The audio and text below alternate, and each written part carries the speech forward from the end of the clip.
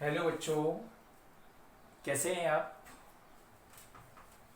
तो मैं आपके लिए लेकर आया एमपी बोर्ड क्लास 12 फिजिक्स की क्वेश्चन बैंक के कुछ इंपॉर्टेंट क्वेश्चन। तो अपन स्टार्टिंग करते हैं फर्स्ट यूनिट से।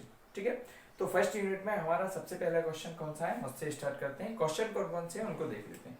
देखिए, हमारा पहला क्वेश्चन है अच्छी विद्युत द्विध्रुव के कारण अच्छी स्थिति में विद्युत क्षेत्र की तीव्रता, विद्युत द्विध्रुव के कारण निरक्षीय स्थिति में विद्युत क्षेत्र की तीव्रता, और गॉस की प्रमेय और गॉस के नियम की सहायता से कूलम के नियम की व्युत्पत्ति। तो सबसे पहले स्टार्ट करते हैं अपन कौन सी देखते हैं, अच्छी स्थिति। ठीक है, तो अच्छी स्थिति की कंडीशन को देखने के लिए हम पहले इसका क्या बनाते हैं, डायग्राम बनाते हैं। ठीक है, तो डायग्राम को अच्छे से समझ लीजिएगा, देखिएगा। तो सबसे पहले तो अपन ये देखते हैं कि अच्छी स्थिति क्या होती है। तो देखिए, हमारे पास एक ये क्या है, ए, और ये क्या है, बी। हमारे पास ये क्या है, ए बी एक क्या है, विद्युत द्विध्रुव है जो काय से मिलकर बना है, प्लस क्यू, और काय से माइनस क्यू, आवेशों से मिलकर बना। अब इसके अनुदिश किसी बिंदु पर अगर विद्युत क्षेत्र की तीव्रता ज्ञात करनी है, जैसे ये बिंदु क्या है, पी, तो इसको हम कौन सी स्थिति में कहते हैं, अच्छी स्थिति। यहाँ पर हमारा क्या आ जाएगा, E1, और यहाँ पे हमारा क्या आ जाएगा, E2। ठीक है, कोई दिक्कत नहीं। अब यहाँ पे हम देखते हैं, इसकी परिभाषा देखते हैं। तो सबसे पहले मैं आपको बता दूं कि अच्छी स्थिति किसे कहते हैं। तो देखिए, अच्छी स्थिति क्या है, विद्युत द्विध्रुव के अनुदिश उसकी डायरेक्शन में अगर किसी बिंदु पर विद्युत क्षेत्र की तीव्रता निकालनी है तो उसे कौन सी स्थिति में कहते हैं, अच्छी स्थिति में। ठीक है, अब अपन इसको स्टार्ट करते हैं डेरिवेशन को। तो देखिए, समझिएगा, बिल्कुल सिंपल है। हमारे पास क्या है, ए बी क्या है, विद्युत द्विध्रुव है जो काय से मिलकर बना है, प्लस क्यू और माइनस क्यू आवेशों से मिलकर बना है। ठीक है, दोनों आवेशों के बीच की दूरी कितनी है, दोनों आवेशों के बीच की दूरी कितनी है, 2l। ठीक है, अपन जो डायग्राम में कर रहे हैं अपन को वही लिखना है, बहुत ही सिंपल है। तो हमारे पास माना ए बी क्या है, विद्युत द्विध्रुव है जो प्लस क्यू माइनस क्यू आवेशों से मिलकर बना है। दोनों आवेशों के बीच की दूरी क्या है, 2l है। ठीक है, इन दोनों आवेशों के मध्य बिंदु, ये बिल्कुल बीच में ले लिया, मध्य बिंदु काय से, यहाँ पे देखते हैं बेटा अपन, काय से, ओ से कितनी दूरी पर, स्मॉल आर दूरी पर, ओ से कितनी दूरी पर, ठीक है, स्मॉल आर दूरी पर एक बिंदु हमारा कौन सा स्थित है, पी स्थित। कहां से, ये जो द्विध्रुव है इसका मध्य बिंदु ओ से स्मॉल आर दूरी पर अच्छी स्थिति में एक बिंदु क्या है, पी है, जिस पर हमें विद्युत क्षेत्र की क्या करनी है, तीव्रता ज्ञात। अब ये अगर 2l है तो इसको हम क्या लिख सकते हैं, l, और यहाँ पे भी हम इसको क्या लिख सकते हैं, l। कहीं कोई दिक्कत नहीं है। ठीक है, तो सामान्य सी कंडीशन है, भाषा को फिर से समझते हैं। माना ए बी क्या है, विद्युत द्विध्रुव है जो प्लस क्यू और माइनस क्यू आवेशों से मिलकर बना है। दोनों आवेशों के बीच की दूरी कितनी है, 2l। इसके विद्युत द्विध्रुव के मध्य बिंदु O से स्मॉल r दूरी पर एक बिंदु क्या है, P स्थित है, जिस पर विद्युत क्षेत्र की तीव्रता ज्ञात करनी है। तो एक डायरेक्शन में ये E1 और ये क्या हो जाएगा, E2। प्लस क्यू की कंडीशन को देखें, प्लस क्यू के अकॉर्डिंग देखें तो E1 बाहर की ओर आएगा क्योंकि ये बाहर की ओर होता है, प्लस और माइनस क्यू से अंदर की ओर, तो ये E2। ठीक है, तो सबसे पहले देखते हैं ए पर स्थित प्लस क्यू के कारण विद्युत क्षेत्र की तीव्रता। तो यहाँ पे हम समझते हैं, कहां पर देखते हैं, ए पर स्थित। तो देखो यहाँ ए पर स्थित किसके कारण, प्लस क्यू आवेश के कारण बिंदु P पर विद्युत क्षेत्र की तीव्रता, P पर विद्युत क्षेत्र की क्या देखते हैं, तीव्रता। तो देखिए, विद्युत क्षेत्र की तीव्रता का फॉर्मूला क्या होता है अपना, E1 बराबर आ जाएगा 1/4πε0 इंटू क्यू अपॉन, अब ये होता है आवेश बटे दूरी का वर्ग। तो यहां से देखिए, ए पर स्थित प्लस क्यू के कारण क्या देख रहे हैं, पी पर विद्युत क्षेत्र की तीव्रता, तो डिस्टेंस क्या हो जाएगी, एपी। तो यहाँ पे क्या हो जाएगा, एपी का वर्ग। या हम इसको ऐसा भी लिख सकते हैं, E1 बराबर 1/4πε0 क्यू अपॉन, अब ये एपी स्क्वायर है। तो देखो, इसके डिस्टेंस को देखते हैं अपन। तो सबसे पहले देखो बेटा, यहां से यहां तक आर है, कोई पर्टिकुलर डिस्टेंस नहीं है, बट यहां से यहां तक क्या है, एल है। तो आर में से किसको घटाना है, एल को। तो फाइनली क्या आ जाएगा यहाँ पे, आर माइनस एल का होल स्क्वायर। ठीक है, अब इसी तरह बी पर स्थित माइनस क्यू के कारण देखेंगे। तो देखो, इसी तरह क्या आ जाएगा, इसी तरह किस पर, बी पर स्थित। अच्छा बी पर कौन सा है, माइनस क्यू, आवेश के कारण कहाँ देखेंगे, किस बिंदु पर देखेंगे, बिंदु पी पर विद्युत क्षेत्र की तीव्रता। तो यहाँ पे ये क्या आ जाएगा, यहाँ पे आ जाएगा अपना E2 बराबर 1/4πε0। यहाँ पे भी आवेश बटे दूरी का वर्ग आ जाएगा, तो बी पर स्थित माइनस क्यू के कारण कहाँ देख रहे हैं, पी पर, तो इसकी डिस्टेंस क्या आ जाएगी, बीपी स्क्वायर। ठीक है, अब फाइनली हम इसको देखते हैं, तो इसको हम लिखेंगे E2 बराबर 1/4πε0 Q अपॉन, अब ये क्या है, बीपी स्क्वायर है। तो अब इसको समझो, यहां से यहां तक डिस्टेंस कितनी हो गई, आर, और ये कितनी हो गई, एल।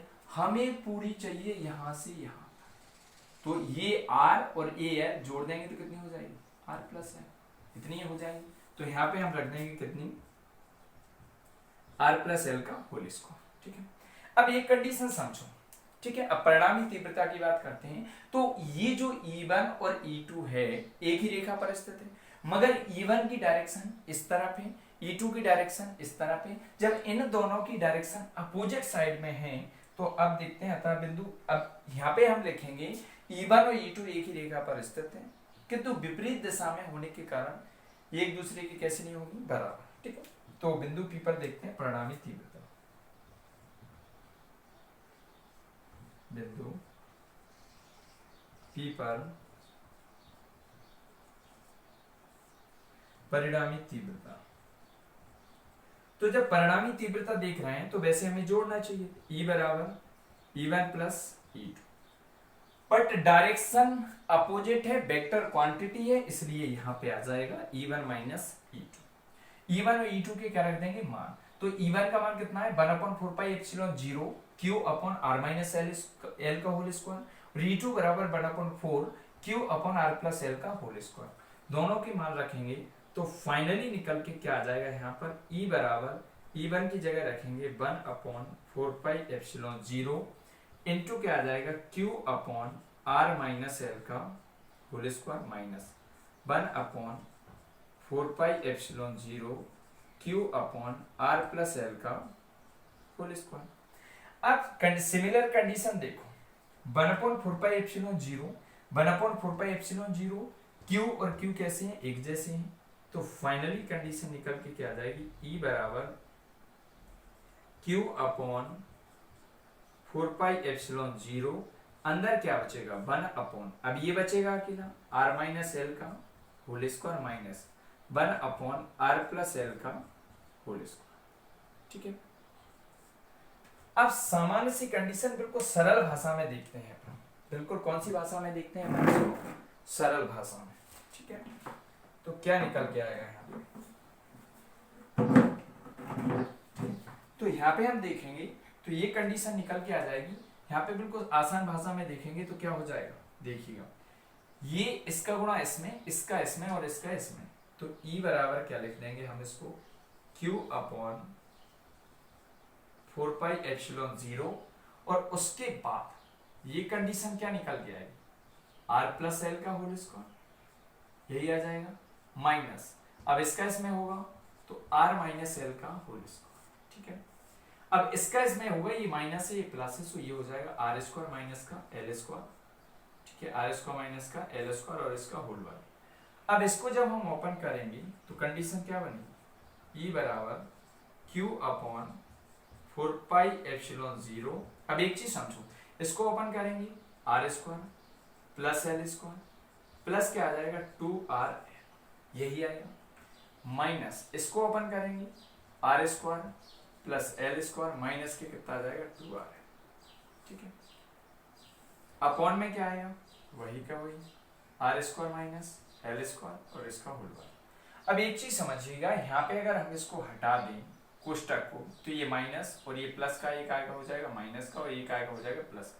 R स्क्वायर से R स्क्वायर, एल स्क्वायर से एल स्क्वायर क्या हो जाएगा, कैंसिल, 2RL और 2RL कितना हो जाएगा 4RL। तो इसको सॉल्व करेंगे, क्या आएगा, E बराबर कितना आ जाएगा आपका Q अपॉन 4πε0। फिर उसके बाद क्या बच रहा है 4RL अपॉन में क्या बच रहा है R² माइनस L² और इसका होल। ठीक है, अब एक चीज समझो बहुत ही इंपॉर्टेंट है यहां से E बराबर यहां पे हम लिख सकते हैं इसको 1 अपॉन 4πε0 इंटू, अब यहां पे लिख दिया हमने Q गुणा 2L। कितना लिख दिया Q गुणा 2L।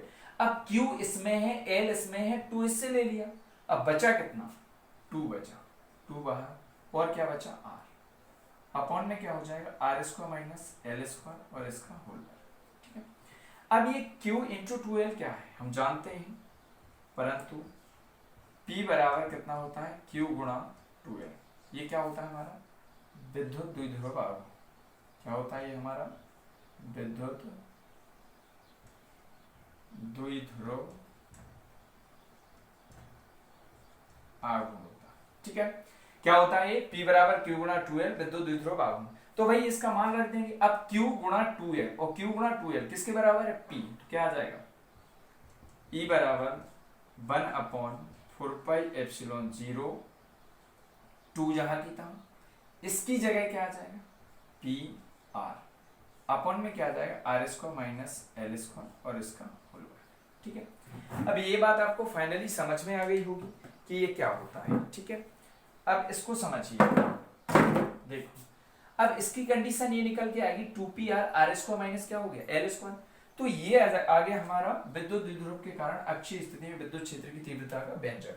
लेकिन अगर अपन माने कि ये डाइपोल जो है विद्युत द्विध्रुव में कैसा है बहुत छोटा है, तो देखिए यदि स्मॉल है छोटा है बहुत छोटा है कैसे R से, तो R की तुलना में L को निग्लेजेबल मान लेंगे, तो L की क्या कर देंगे उपेक्षा। L की क्या करने पर उपेक्षा करने पर, जब L की उपेक्षा करेंगे तो कंडीशन क्या बनेगी E बराबर 1 अपॉन 4πε0 इंटू में क्या आ जाएगा 2PR अपॉन में क्या आएगा, अब ये तो हट गया R² है और ये स्क्वायर है, तो R की पावर कितनी आ जाएगी 4। एक R से एक R कटेगा तो कितनी बचेगी ये 3, तो ये आ जाएगा आपका E बराबर 1 अपॉन 4πε0 2PR की पावर Q न्यूटन प्रति कूलम। तो कितनी आ गई E बराबर 1 अपॉन 4πε0 और 2PR की न्यूटन प्रति कूलम। यही हमारा अक्षीय स्थिति में विद्युत द्विध्रुव के कारण अक्षीय स्थिति में विद्युत क्षेत्र की तीव्रता का क्या है व्यंजक। तो ये आपको फाइनली समझ में आया होगा, बिल्कुल सिंपल है, कुछ नहीं है। मैंने इसका डायग्राम सही से बन गया, पूरी डेरिवेशन कंप्लीटली क्या हो जाएगी सही हो जाएगी। ठीक है, अगला देखते हैं विद्युत द्विध्रुव के कारण निरक्षीय स्थिति में विद्युत क्षेत्र की तीव्रता का व्यंजक। ठीक है, तो नेक्स्ट देखते हैं, चलिएगा तो इसको फिनिश करते हैं।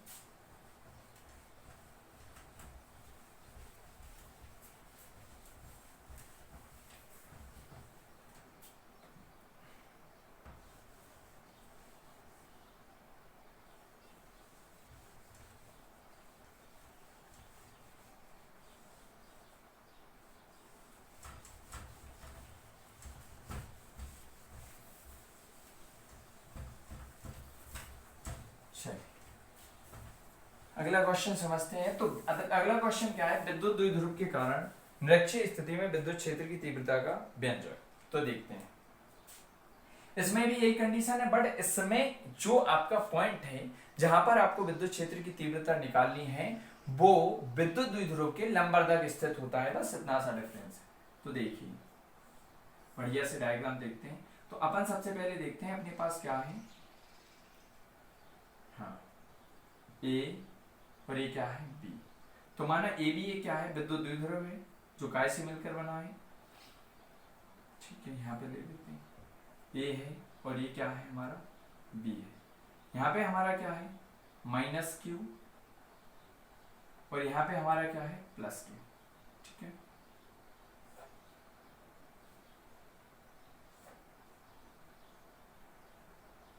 तो यहाँ पे हमारा क्या है प्लस क्यू है, तो ये इस डायरेक्शन में जाएगा।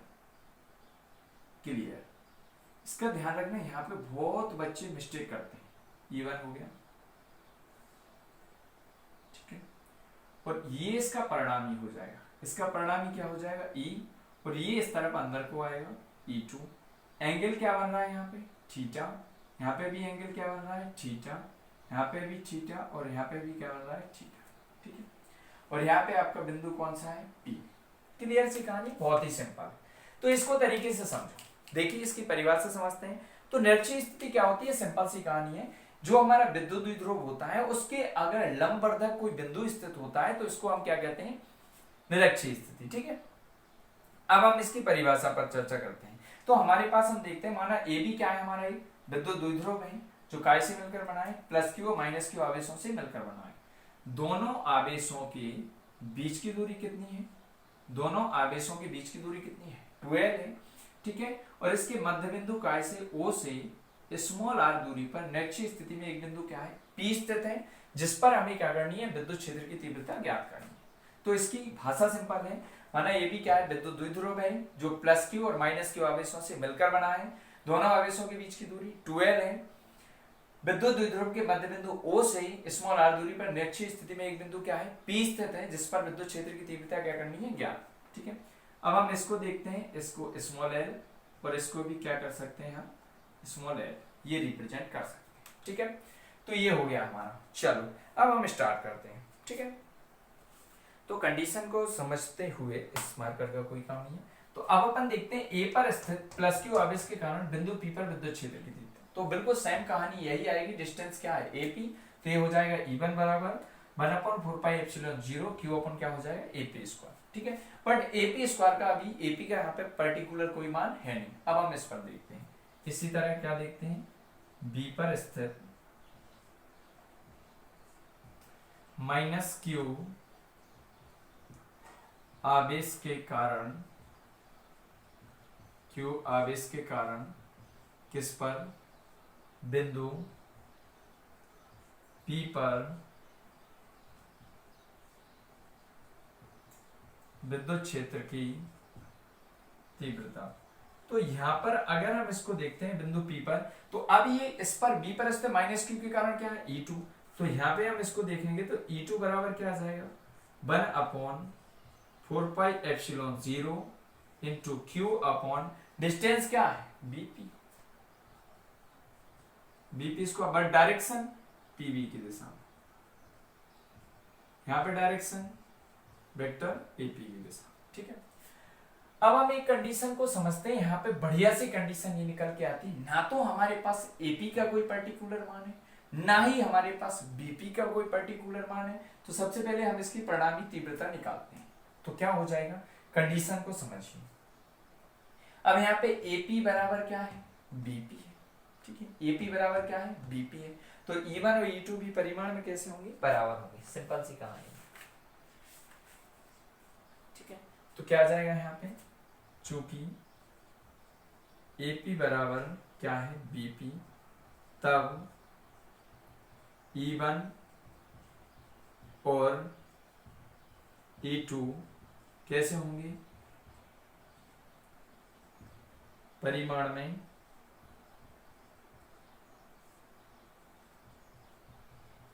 बराबर होंगे, ठीक है। जब AP बराबर BP है तब E1 और E2 परिमाण में कैसे होंगे? बराबर। तो देखते हैं, तब बिंदु किस पर? P पर परिणामी तीव्रता। बिंदु P पर कौन सी तीव्रता देखते हैं? परिणामी तीव्रता। तो परिणामी तीव्रता क्या आ जाएगी? E बराबर, अब एक कंडीशन समझिए, यहाँ पे आप डायरेक्ट E1 और E2 तो लिख नहीं सकते। क्यों नहीं लिख सकते? कि जो परिणामी तीव्रता है, जो मैग्नीट्यूड ऑफ इंटेंसिटी है, ये एंगल के साथ है। थीटा कोण बना दी, बट कंडीशन हॉरिजॉन्टल, तो घटक क्या आएगा? cos theta. तो E बराबर क्या हो जाएगा? E1 cos theta plus E2 क्या हो जाएगा? cos थीटा, ठीक है। अब ये कह रहा है E1 और E2 परिमाण में कैसे हैं? बराबर। तो अपन इसको पता है क्या लिख सकते हैं? अपन इसको लिख सकते हैं E बराबर E1 cos theta plus E2 की जगह क्या लिख देंगे E1। क्यों लिख देंगे, क्योंकि भाई E1 और E2 कैसे हैं, बराबर है। तो E1 क्या हो जाएगा cos थीटा, ठीक है। E बराबर, अब इसको जोड़ेंगे E1 और E1 कितना हो जाएगा 2E1 और कितना हो जाएगा cos थीटा। अब इसमें क्या करेंगे E1 का मान रख देंगे, किसका E1 का मान क्या है 1/4πε0 Q/AP², ठीक है। तो यहाँ पे आपको क्या करना है E1 का क्या करने पर मान रखने पर, ठीक है, किसका E1 का। जब E1 का मान रखेंगे तो E बराबर कितना हो जाएगा 2 × 1/4πε0 Q/AP² और क्या हो जाएगा cos theta, equation number first, ठीक है।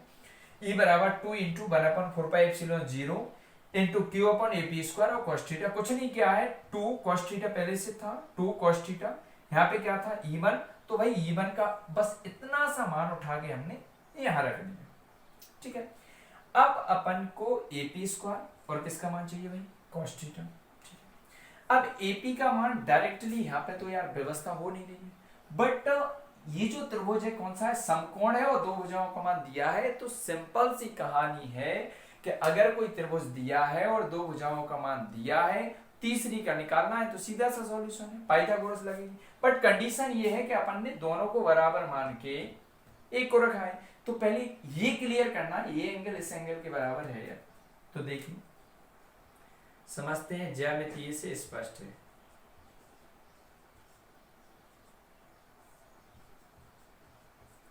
ज्यामितीय से स्पष्ट है कि क्या स्पष्ट है, यहाँ पे ये स्पष्ट है कि जो ये एंगल है एक दूसरे के कैसे हैं बराबर। तो कोण APB नहीं, कोण PBA बराबर कोण क्या आएगा PAB बराबर क्या है थीटा। जब थीटा है तो समकोण त्रिभुज लिखेंगे यहाँ पे, तो क्या आ जाएगा यहाँ पे लिखेंगे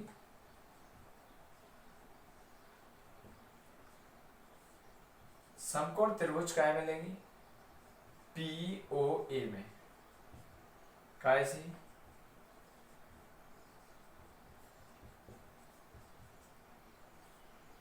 पाइथागोरस प्रमेय। तो देखिए समकोण त्रिभुज POA में काय से ले रहे पाइथागोरस प्रमेय से, ठीक है। अब इसको जब हम सॉल्व करेंगे देखो बढ़िया सी कहानी निकल के आएगी। समकोण त्रिभुज POA में, ठीक है। तो भाई इसका कारण क्या है AP, तो क्या लिख देंगे AP²। लंब क्या है OP, क्या लिख देंगे OP²।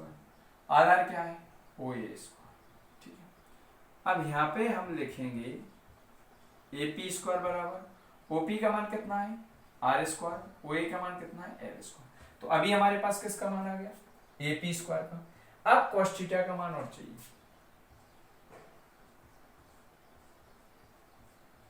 cos थीटा बराबर क्या जानते हैं लाल बटे कक्का को याद करो, तो आधार बटे कर्ण। आधार क्या है OA, कर्ण क्या है AP। भाई OA का मान कितना है L है, AP² का मान R² प्लस L² है, और अकेला AP का मान लेंगे तो वर्ग घटाएंगे तो क्या आ जाएगा √R² प्लस क्या हो जाएगा L²। यह मान समीकरण काय में रख देंगे एक में। यह मान समीकरण कितने में रखने पर एक में रखने पर। तो यह मान समीकरण एक में रखेंगे तो AP² की जगह आ जाएगा R² plus L², cos theta की जगह आ जाएगा L/R² प्लस L²। तो यहाँ पे आ जाएगा E बराबर 2 × 1/4πε0 Q/R² plus L² into cos theta की जगह क्या आ जाएगा L/√R² प्लस L², ठीक है। अब एक चीज को समझिएगा, गुणाई में है Q गुणा में है L गुणा में है और 2 है, तो हम इसको लिख सकते हैं क्या E बराबर 1/4πε0 Q गुणा क्या आ जाएगा 2L, Q गुणा कितना आ जाएगा 2L। अब इसका इसमें करेंगे तो R² plus L² under root R square plus L square है, तो इसकी पावर 1 है, उसकी कितनी है 1/2, तो ये हो जाएगा 1 प्लस 1/2, इसका इसमें होगा 2 प्लस 1/2 और 3/2। तो यहाँ पे रख देंगे हम R square plus L square और इसकी पावर 3/2।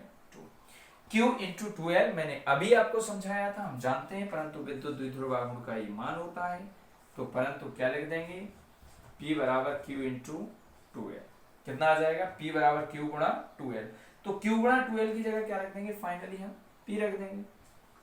E बराबर 1/4 पाई एप्सिलॉन 0 इंटू क्या आ जाएगा P upon R square plus L square, इसकी पावर कितनी आ जाएगी 3/2, इक्वेशन नंबर 2। तो ये आ गया हमारा विद्युत द्विध्रुव के कारण निरक्षीय स्थिति में विद्युत क्षेत्र की तीव्रता का व्यंजक। यदि ये बहुत छोटा है विद्युत द्विध्रुव, यदि स्मॉल एल छोटा है, बहुत छोटा है काय से आर से, तो आर की तुलना में एल की क्या कर देंगे, तो आर की तुलना में एल की क्या करने पर, वही उपेक्षा, एल की क्या करने पर, उपेक्षा करने पर, तब क्या बचेगा E बराबर 1/4 पाई एप्सिलॉन 0 P अपॉन, अब L तो हट जाएगा, तो आर स्क्वायर और ये कितना बचेगा 3/2, 2 से 2 क्या हो जाएगा कैंसिल, तो ये बचेगा आपके पास E बराबर 1/4 pi epsilon 0 P upon R Q और न्यूटन प्रति कूलम, इक्वेशन नंबर 3। तो ये आ गया हमारा विद्युत द्विध्रुव के कारण निरक्षीय स्थिति में विद्युत क्षेत्र की तीव्रता का व्यंजक। तो आई होप आपको ये समझ आया होगा। आप क्या करेंगे, या तो स्क्रीनशॉट ले लें और या आप वीडियो पॉज करके इसको नोट डाउन कर सकते हैं, ठीक है। अगला क्वेश्चन हम देखते हैं इसी क्रम में, हमारा कौन सा है